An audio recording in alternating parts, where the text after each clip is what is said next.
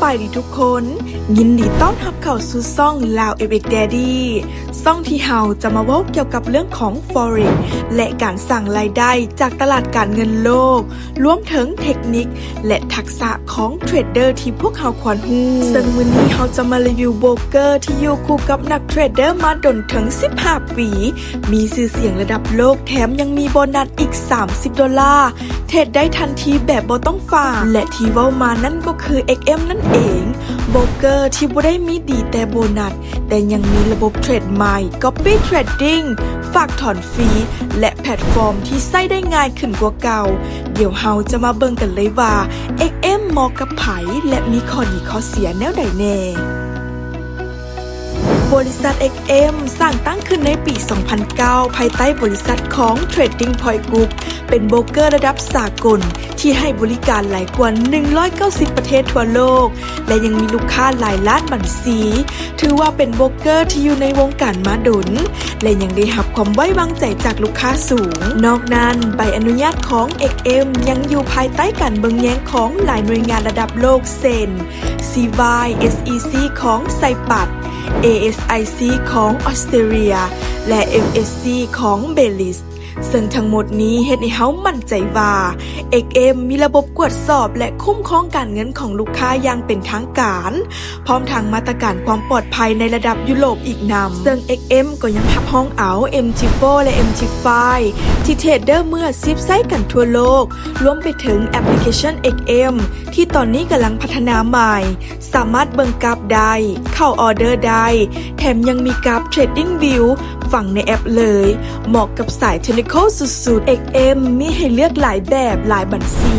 บวทานจะเป็นมือใหม่หรือมืออาชีพก็สามารถเทรดตามสไตล์ได้ Micro Account ที่เหมาะกับผู้ที่เริ่มต้นเทรดอยากฝึกเทรดแบบจริงจังแต่ต้นทุนหน่อย Standard Account แมนเทรดได้หลายขนาดหลอด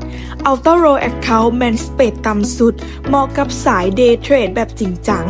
ซึ่งสามารถฝากขั้นต่ำเริ่มต้นเพียง$5ก็สามารถเทรดได้แล้วและมีอีกอย่างหนึ่งที่หลายคนยังบ่ฮู้เกี่ยวกับ XM ก็คือโปรแกรมพิเศษที่เอิ้นว่า XM Trader Club โปรแกรมนี้คล้ายคือกับการสะสมแต้มของเทรดเดอร์ทุกครั้งที่เฮาเทรดบัญชีแท้เฮาจะได้เหรียญที่เอิ้นว่า XM Coin หรือ XMCซึ่งสามารถนำไปใช้แลกได้ทั้งโบนัสเงินสดและสิทธิพิเศษต่างๆซึ่งภายในคลับยังมีระบบเลื่อนสมาชิกเช่น Bronze Silver Gold Platinum จนไปถึง Elite ซึ่งลำดับสูงสุดก็ยิ่งเฮ็ดให้ XM Coin หลายขึ้นและได้รับสิทธิพิเศษต่างๆเช่นโบนัสเพิ่มบริการลูกค้า VIP และกิจกรรมพิเศษของ XM แต่ต้องได้บอกก่อนด้วยว่าบ่แม่นทุกบัญชีที่สามารถเข้าได้เช่นบัญชีแชร์หรือบัญชีสวอปฟรีอาจบ่มีสิทธิพิเศษนี้รวมไปถึงประเทศที่มีเงื่อนไขแตกต่างกันควรเข้าไปเช็คเบิงที่หน้าเว็บไซต์ XM ก่อนซึ่งสิ่งที่เฮ็ดให้ XM โดดเด่นกว่าโบรกเกอร์อื่นก็คือโบนัส$30ที่บ่ต้องฝากเพียงเปิดบัญชียืนยันตัวตนก็สามารถรับโบนัสและเริ่มเทรดได้ทันทีถือว่าเหมาะหลายสำหรับมือใหม่ที่อยากลองตลาดแท้แต่บ่อยากเสี่ยงต้นทุนตัวเองนอกนั้นการฝากถอนฟังโบกยังบ่มีค่าธรรมเนียมอีกนำและมาพร้อมกับระบบใหม่ระบบ Copy Trading เฮ็ดให้ทานเป็นเทรดเดอร์ให้คนอื่นคัดล็อกพอร์ตได้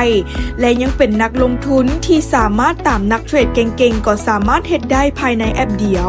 ที่สำคัญค่าสเปรดต่ำตั้งคำสั่งไว้เหมาะกับสายเทรดเทคนิคและสายข่าวเลยพร้อมเดียวกันนั้นบ่มีโบรกใดสมบูรณ์แบบ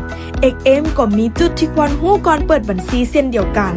เช่นใบอนุญาตแต่ละประเทศมีเงื่อนไขต่างกันโบนัสบางอย่างต้องมีการยอดเทิร์นโดยรวมแล้ว XM เป็นโบรกเกอร์ที่ครบเครื่องเหมาะกับมือใหม่และเทรดเดอร์แบบจริงจัง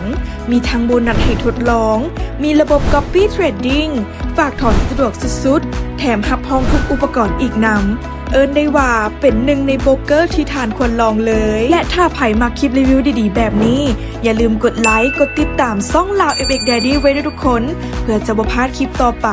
เราจะมาเว้ากันเรื่องเลือกบัญชีให้เหมาะกับสไตล์เทรดและเทคนิค Copy Trade แนวใดให้คุ้มสุดแล้วสำหรับไผที่อยากลองเปิดบัญชีเทรดกับ XM เพื่อรับโบนัสฟรี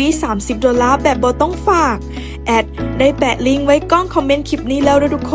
นสามารถเข้าไปเปิดบัญชีและรับโบนัสฟรีได้เลยขอบใจที่รับชมคลิปแอดจนจบสำหรับคลิปนี้ FX Daddy ขอลาไปก่อนแล้วเจอกันคลิปหน้านะทุกคน